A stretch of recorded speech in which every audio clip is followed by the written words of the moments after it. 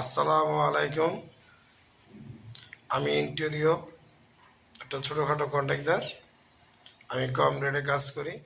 আগে বিদেশে ছিলাম, আজকে এখন বাংলাদেশে 10-11 বছর ধরে কাজ করতেছি।